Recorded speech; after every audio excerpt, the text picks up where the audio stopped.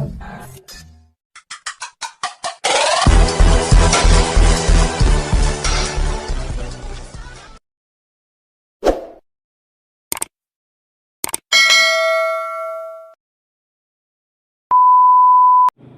mga idol, welcome back to my YouTube channel. So it's me again, John Earnings po.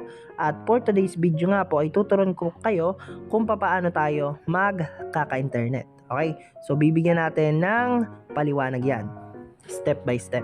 So kung bago muna lahat, kung bago ka pa lang sa aking YouTube channel, ay mag-subscribe ka na sa aking YouTube channel kasi nagbibigay ako ng mga information or mga free na site or free na games na pwede rin kayong kumita.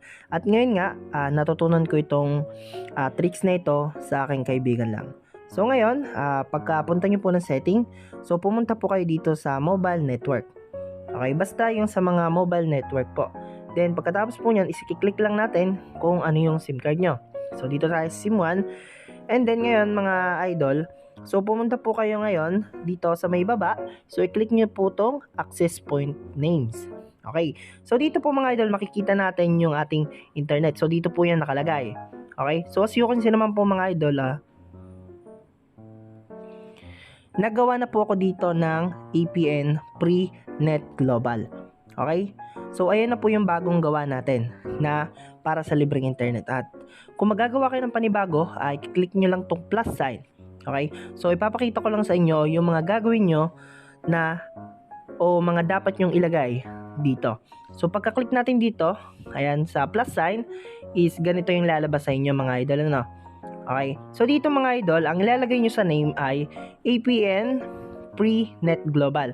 So depende naman yan sa gusto nyong ilagay na name. Okay, so dito naman po sa APN, so ang ilalagay lang po natin is www.apple.com.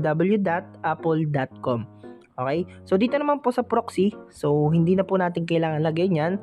And then dito naman po sa port, hindi na rin po natin kailangan lagyan yan. Dito po sa username, mahalaga pong ilagay natin ang 65. Dito naman po sa password, pwede nyo pong ilagay na user at bahala na kayo kung ano number na ilagay nyo. Okay, user, ang nilagay ko kasi dito is user at 123. So pwede nyo rin naman pong ilagay yon. Dito naman po sa server, huwag nyo po kakalimutan yun mga idol, ilagay nyo rin po ang www.apple.com. Okay, so dito naman po sa MMSC, so wala na po kayong lalagay dyan. Dito po sa MMS proxy, wala na rin po kayong lalagay. Dito naman po sa MMS port, wala na rin po kayong lalagay. And dito naman po sa MCC, so mahalagang lagay nyo yan, ilagay nyo is 515. Dito naman po sa MNC, ilagay nyo is 2. And dito naman po sa authentication type, mga idol, so ilagay nyo po siya sa POP. Okay, then dito naman po sa APN type, so ilagay po natin is default SUPL. And dito naman po sa APN protocol, so ilagay natin is IP, and yan, sa 4 at 6, ilagay po natin siya. And dito naman po sa APN roaming protocol, so ilagay din po natin yung 4 and 6.